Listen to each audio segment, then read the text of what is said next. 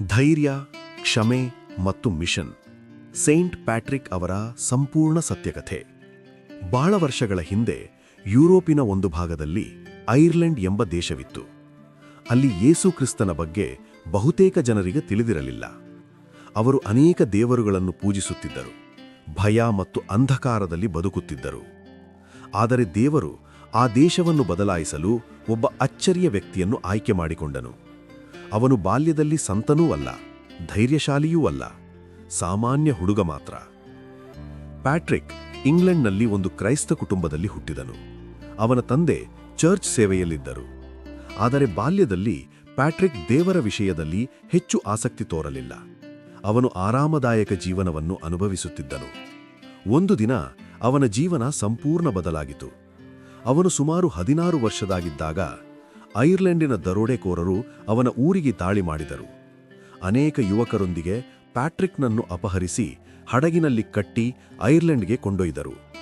ಅಲ್ಲಿ ಅವನನ್ನು ಗುಲಾಮನಾಗಿ ಮಾರಿಬಿಟ್ಟರು. ಅವನ ಕೆಲಸ ಕುರಿಗಳನ್ನು ಮೇಯಿಸುವುದು. ಅವನ ಜೀವನ ಬೆಟ್ಟಗಳಲ್ಲಿ ಒಂಟಿತನ. ಅವನ ಜೊತೆ ಯಾರೂ ಇಲ್ಲ. ಚಳಿ, ಹಸಿವು, ಮಳೆ, ಭಯ. ದಿನದಿಂದ ದಿನಕ್ಕೆ ಅವನ ಹೃದಯ ಮುರಿಯುತ್ತಿತ್ತು. ಆದರೆ ಆ ಕಷ್ಟದ ಮಧ್ಯೆ ಅವನೊಳಗೆ ಒಂದು ಬದಲಾವಣೆ ಆರಂಭವಾಯಿತು. ಅವನು ದೇವರನ್ನು ಹುಡುಕಲು ಪ್ರಾರಂಭಿಸಿದನು. ಅವನು ನಂತರ ಹೇಳಿದ್ದಾನೆ, ನಾನು ದಿನಕ್ಕೆ 100 ಬಾರಿ ಪ್ರಾರ್ಥಿಸುತ್ತಿದ್ದೇನೆ.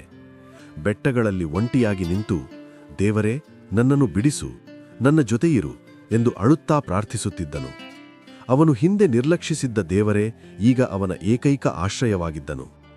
6 ವರ್ಷಗಳು ಹೀಗೆ ಕಳೆದವು. ಒಂದು ರಾತ್ರಿ ಅವನಿಗೆ ಕನಸಿನಲ್ಲಿ ಒಂದು ಧ್ವನಿ ಕೇಳಿಸಿತು. ನೀನು ಮನೆಗೆ ಹೋಗುವ ಸಮಯ ಬಂದಿದೆ. ಅವನು ಎದ್ದು ನೋಡಿದನು. ಇದು ದೇವರ ಮಾರ್ಗದರ್ಶನ ಎಂದು ಅವನು ನಂಬಿದನು. ಅವನು ಧೈರ್ಯ ಮಾಡಿ ಓಡಿಹೋದನು. 100 ಕಿಲೋಮೀಟರ್ ಕಾಲ್ನಡಿಗೆಯಲ್ಲಿ ಪ್ರಯಾಣಿಸಿದನು. ಹಸಿವಿನಿಂದ, ಭಯದಿಂದ, ಆದರೆ ಆಶೆಯಿಂದ.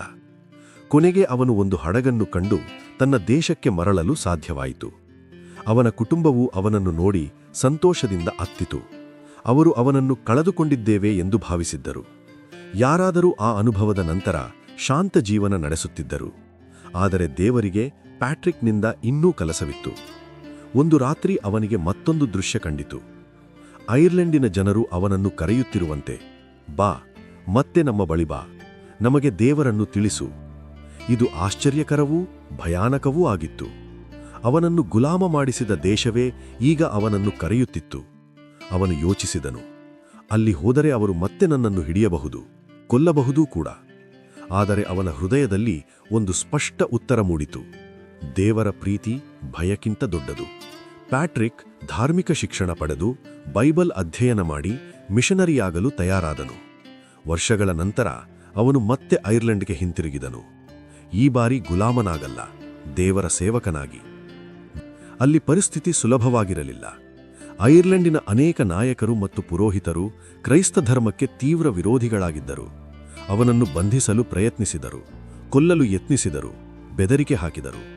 ಆದರೂ ಪ್ಯಾಟ್ರಿಕ್ ಹಿಂದೆ ಸರಿಯಲಿಲ್ಲ. ಅವನು ಜನರ ಮೇಲೆ ಕೋಪ ತೋರಿಸಲಿಲ್ಲ. ಅವನು ಪ್ರೀತಿಯನ್ನು ತೋರಿಸಿದನು. ಅವನು ರೋಗಿಗಳಿಗೆ ಸೇವೆ ಮಾಡಿದನು, ಬಡವರಿಗೆ ನೆರವು ಮಾಡಿದನು. ಹಿಂಸೆಗೆ ಬದಲಾಗಿ ಕ್ಷಮೆಯನ್ನು ತೋರಿಸಿದನು. ಜನರು ಆಶ್ಚರ್ಯಪಟ್ಟರು. ಇವನು ನಮ್ಮನ್ನು ಜಯಿಸಲು ಬಂದಿಲ್ಲ, ನಮ್ಮನ್ನು ಪ್ರೀತಿಸಲು ಬಂದಿದ್ದಾನೆ. ಹಲವರು ಯೇಸು ಕ್ರಿಸ್ತನನ್ನು ನಂಬಲು ಪ್ರಾರಂಭಿಸಿದರು. ಪ್ಯಾಟ್ರಿಕ್ ಸಾವಿರಾರು ಜನರಿಗೆ ಬಾಪ್ತಿಸ್ಮ ನೀಡಿದನು, ಚರ್ಚುಗಳನ್ನು ನಿರ್ಮಿಸಿದನು, ಶಾಲೆಗಳನ್ನು ಆರಂಭಿಸಿದನು, ಹೊಸ ನಾಯಕರು ಮತ್ತು ಪಾಸ್ಟರ್ಗಳನ್ನು ತರಬೇತಿ ಮಾಡಿದನು. ಐರ್ಲೆಂಡ್ ದೇಶದಲ್ಲಿ ಕ್ರೈಸ್ತ ಧರ್ಮ ವೇಗವಾಗಿ ಬೆಳೆಯತೊಡಗಿತು. ಒಬ್ಬ ಗುಲಾಮನಾಗಿ ಬಂದ ಯುವಕ ಈಗ ಒಂದು ದೇಶದ ಆತ್ಮೀಯ ಇತಿಹಾಸವನ್ನು ಬದಲಾಯಿಸುತ್ತಿದ್ದನು. ಅವನ ಜೀವನದಲ್ಲಿ ಸಂತೋಷ ಮಾತ್ರ ಇರಲಿಲ್ಲ. ಕೆಲವು ಸಮಯ ಅವನು ತುಂಬಾ ಒಂಟಿಯಾಗುತ್ತಿದ್ದನು. ಹಳೆಯ ನೆನಪುಗಳು ಕಾಡುತ್ತಿದ್ದವು. ಕೆಲವರು ಅವನನ್ನು ತಪ್ಪಾಗಿ ಅರ್ಥ ಮಾಡಿಕೊಳ್ಳುತ್ತಿದ್ದರು. ಆದರೂ ಅವನು ಒಂದು ವಿಷಯವನ್ನು ಹಿಡಿದುಕೊಂಡಿದ್ದನು.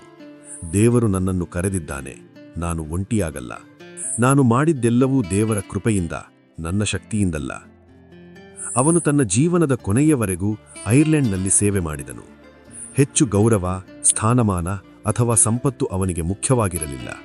ಅವನಿಗೆ ಮುಖ್ಯವಾದಿದ್ದು ದೇವರ ಕಾರ್ಯ.